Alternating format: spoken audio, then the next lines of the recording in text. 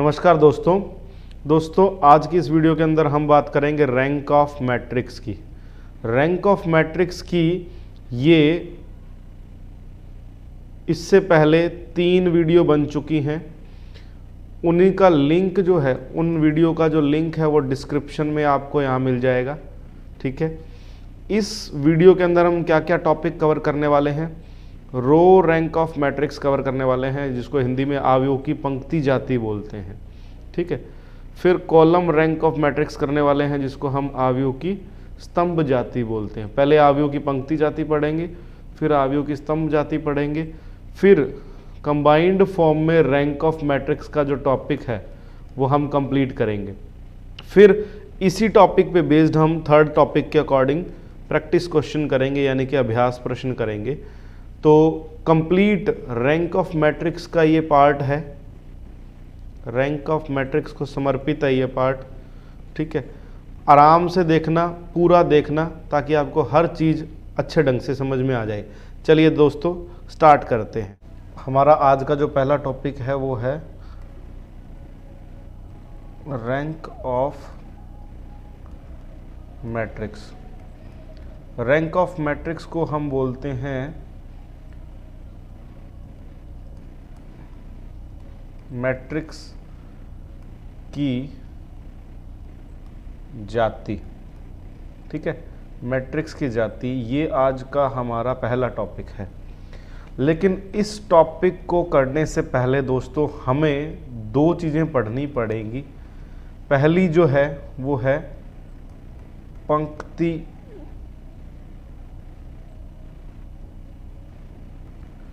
जाति, जिसको हम इंग्लिश में बोलते हैं रो रैंक ऑफ मैट्रिक्स। जिसको हम इंग्लिश में क्या बोलते हैं, रो रैंक ऑफ मैट्रिक्स। अब इसकी मैं पहले डिफाइन लिखता हूँ।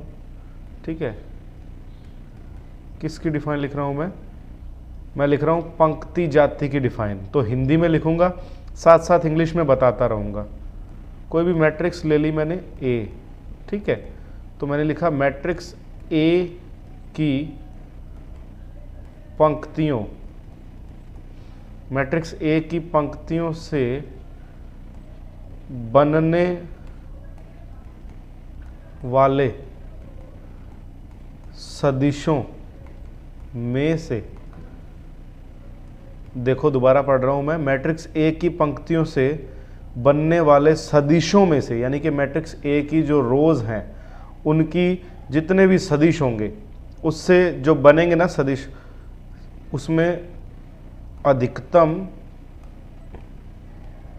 LI यानी कि लीनियर इंडिपेंडेंट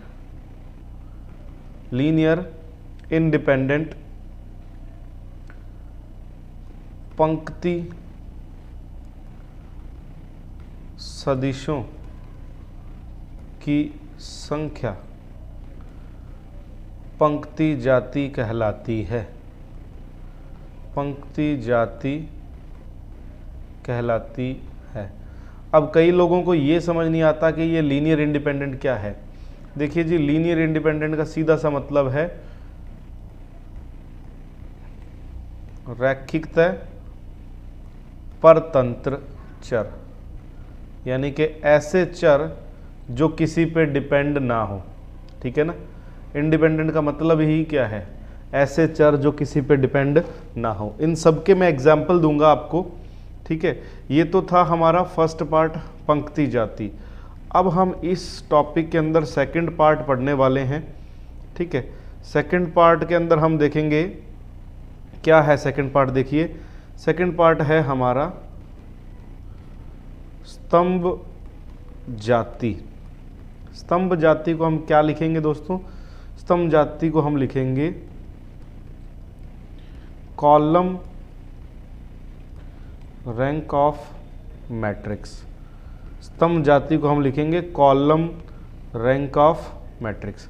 अब कॉलम रैंक ऑफ मैट्रिक्स क्या है, देखिए वही सेम लगभग सेम पहले वाली डिफाइन है। मैं इसकी डिफाइन लिख रहा हूं, मैट्रिक्स ए के स्तंभों, यानी कि इसके कॉलम जितने भी होंगे, मैट्रिक्स ए के स्तंभों से बनने वाले, मैट्रिक्स ए के स्तंभों से बनने वाले सदिशों में से Li, सेम वही बात है, लीनियर इंडिपेंडेंट स्तंभ सदिशों की संख्या, स्तंभ सदिशों की संख्या स्तंभ जाति कहलाती है। ठीक है ना, यानी कि मैट्रिक्स है ए हमारे पास, उसके स्तंभों से जितने भी सदिश बनेंगे और उन सदिशों में जितने Li बनेंगे ना, Li जितने Li बनेंगे, यानी कि रैखिकता परतंत्र चर बनेंगे, उनकी संख्या जो होगी वो उसकी स्तंभ जाति कहलाएगी, यानी कि उसको हम क्या बोलेंगे, कॉलम रैंक ऑफ मैट्रिक्स। उसको हम क्या बोलेंगे, कॉलम रैंक ऑफ मैट्रिक्स। अब इसमें जो सबसे मेन बात है, सबसे बड़ा मुद्दा जो है कि यदि पंक्ति जाति का मान स्तंभ जाति के बराबर आ जाए, यदि पंक्ति जाति का मान स्तंभ जाति के बराबर आ जाए, तो उसे ही जो भी संख्या होगी, यानी कि मान लो पंक्ति जाति 3 है और स्तंभ जाति भी क्या है 3, तो रैंक ऑफ मैट्रिक्स जो होगी, या जिसको हम कहें मैट्रिक्स की जाति जो होगी, मैट्रिक्स की जो जाति होगी वो भी 3 होगी। आपको बता दूं कि जो मैट्रिक्स की जाति है उसको रो ऑफ ए से रिप्रेजेंट किया जाता है, मैट्रिक्स की जाति को रो ऑफ ए से रिप्रेजेंट किया जाता है। ठीक है, नेक्स्ट क्वेश्चन लेते हैं हम, एक क्वेश्चन लेंगे फिर उसके अकॉर्डिंग हम काम करेंगे। क्वेश्चन नंबर 1 है कि हमारे पास एक ए मैट्रिक्स है, ए एक मैट्रिक्स है 1 2 3, फिर है 2 3 4, फिर है 0 2 2, ये एक मैट्रिक्स है। ठीक है, कि हमें काम क्या करना है इस क्वेश्चन के अंदर, कि पंक्ति जाति तथा स्तंभ जाति ज्ञात करें। एक इसके साथ इसके अंदर और भी काम करना है,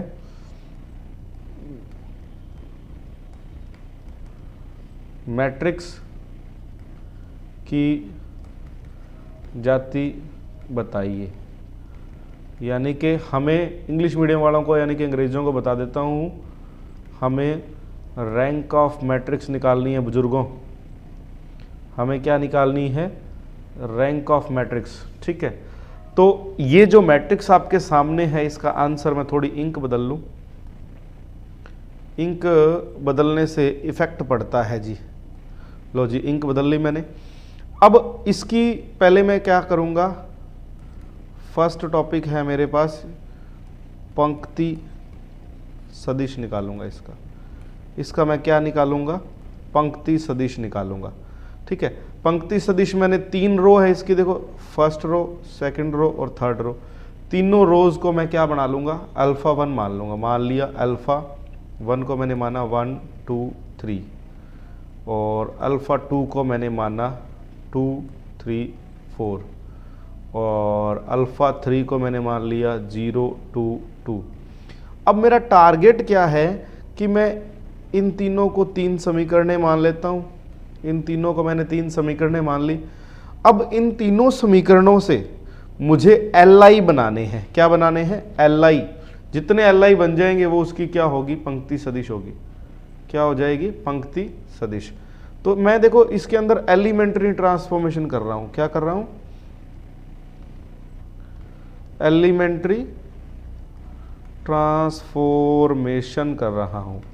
अब एलिमेंट्री ट्रांसफॉर्मेशन क्या होता है, हिंदी में जिसको बोलते हैं प्रारंभिक रूपांतरण कर रहा हूं मैं।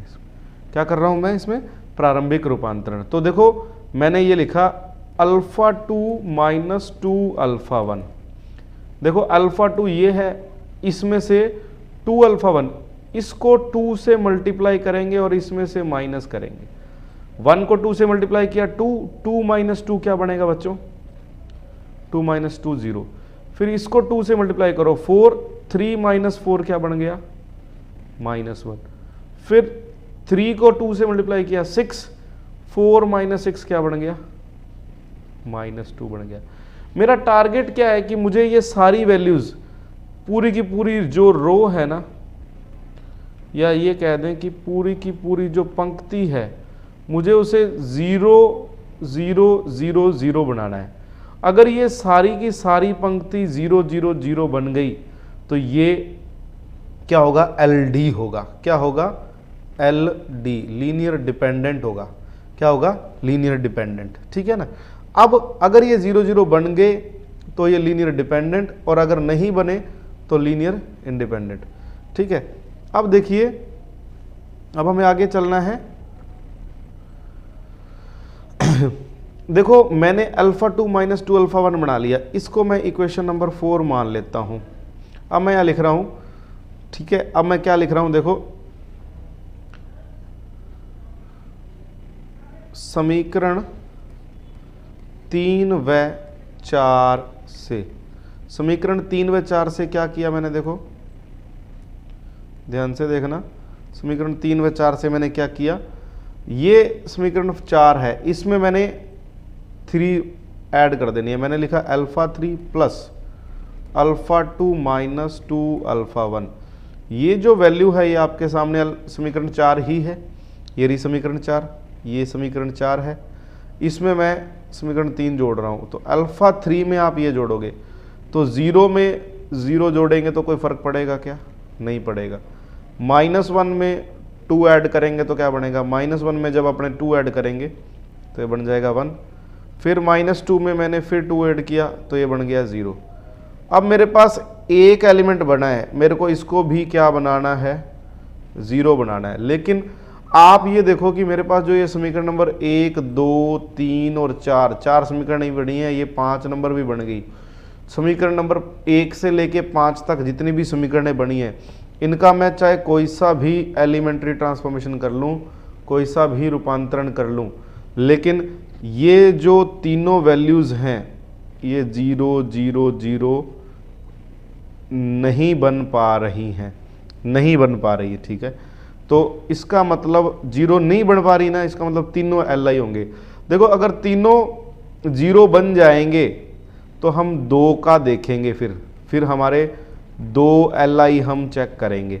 अभी तो ये तीनों ही 0 नहीं बन रहे, तीनों 0 नहीं बन रहे। इसका मतलब हम यहाँ लिखेंगे, क्या लिखेंगे? तीनों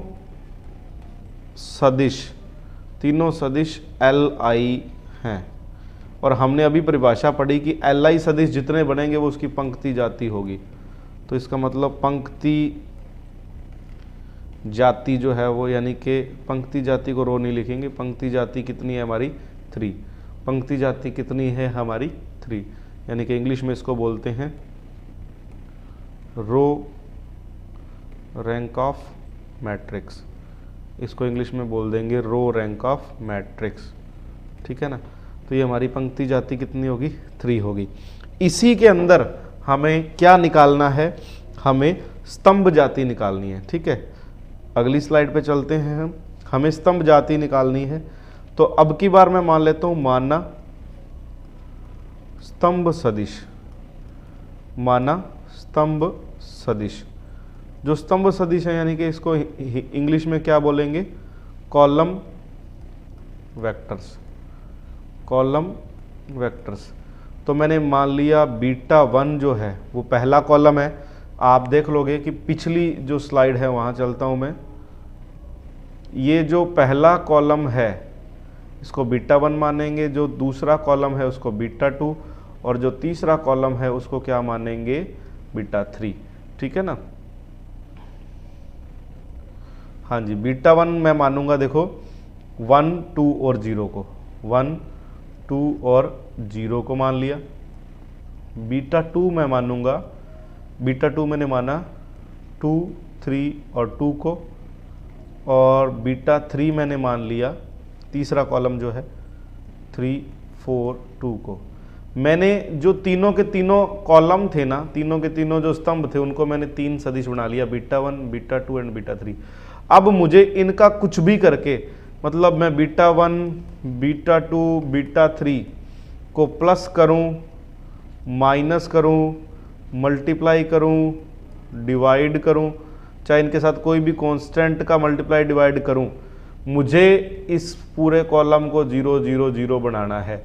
अगर ये तीनों 0 बन जाएंगे तो ये LD हो जाएंगे। फिर मैं 2 की वैल्यू 0, 0 बनाने की कोशिश करूंगा। अगर ये 0, 0 बन जाएंगे तो, अगर मैं 0, 0 बना पाऊंगा तो ये LD 3 जो होंगे वो LD होंगे। फिर मैं 2 को 0 बना पाऊंगा या नहीं, अगर 2 नहीं बनते तो फिर 2 LI होंगे। समझ में आ रही है बात? तो इस पार्ट को आप इधर ही छोड़ दीजिए, कैलकुलेशन यहाँ से करते हैं। तो मैंने सबसे पहले लिखा, मुझे क्या करना है, 0 बनानी है। क्या करना है मुझे? 0 बनानी है। तो मैंने बीटा 3 में से बीटा 2 को माइनस करने की सोची। बीटा 3 में से बीटा 2 को माइनस करने की क्यों सोची? क्योंकि ये 1, 1 बन रहा है। देखो ये 3 है और ये 2 है, 3 - 2 1 बन जाएगा, 4 - 3 1 बन जाएगा, ठीक है, और लास्ट में 0 बन जाएगी। तो मैं यहाँ लिख रहा था, सॉरी,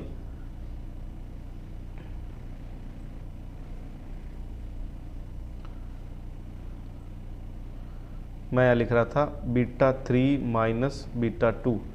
तो बेटा 3 - 2 1, 4 - 3 1 और 2 - 2 0। ये मेरी इक्वेशन नंबर 3, 4 इक्वेशन नंबर है, इक्वेशन नंबर 4। ये इक्वेशन नंबर 1 थी, ये इक्वेशन नंबर 2 है और ये इक्वेशन नंबर 3 है। तो इक्वेशन नंबर 4 बन गई। अब मैं क्या कर रहा हूँ, beta 1 minus beta 3 minus beta 2, यानी कि मैं ये लिख सकता हूँ ऊपर समीकरण 1 व 4 से। ये समीकरण 1 रही, ये समीकरण 4 रही, इन दोनों को माइनस कर रहा हूँ मैं। ये बीटा 3 माइनस बीटा 2 है, ये समीकरण दोनों को जब मैं माइनस करूँगा, बीटा 1, इस 1 में से ये 1 माइनस हो जाएगा बच्चे, तो ये बन जाएगा 0। फिर इस 2 में से ये 1 हो जाएगा माइनस, तो यहाँ बन जाएगा 1। फिर ये 0 में से 0 माइनस हो जाएगा, यहाँ क्या बन जाएगा 0। अब आप देख लीजिए कि मैंने आपको क्या बताया था कि कुछ भी कैलकुलेशन करें हम, ये 0, 0, 0 आने चाहिए, लेकिन ये 0, 0 तो आ गए, ये 1 है, ये हमारे लिए प्रॉब्लम है। अब इसका मतलब ये तीनों 0 नहीं बने, तो यहाँ लिखेंगे तीनों स्तंभ सदिश LI हैं। तो तीनों स्तंभ सदिश LI हैं, तो मैट्रिक्स की स्तंभ जाति जो होगी वो भी क्या होगी, 3। पिछली स्लाइड में हमने देखा कि मैट्रिक्स की जो पंक्ति जाति है वो भी क्या है, 3 है। मैट्रिक्स की जो पंक्ति जाति है वो भी क्या है, 3। तो इसका मतलब रैंक ऑफ मैट्रिक्स जो है वो भी 3 है। रैंक ऑफ मैट्रिक्स को हम रो ऑफ A से शो करते हैं। रैंक ऑफ मैट्रिक्स भी क्या है, 3 है। यानी कि हिंदी में बोल दिया जाए तो मैट्रिक्स की जो जाति है, ये जो मैट्रिक्स की जो जाति है वो भी कितनी आई है हमारे पास, 3 आई है। तो इस तरीके से ये क्वेश्चन हमने किया था दोस्तों, ठीक है, जिसमें हमने मैट्रिक्स की जो जाति है वो निकालने की प्रोसेस की थी। एक बार मैं दोबारा रिपीट कर दूं कि मैट्रिक्स की पहले हमने क्या निकाली, मैट्रिक्स की पंक्ति जाति निकाली है, ठीक है। एक सेकेंड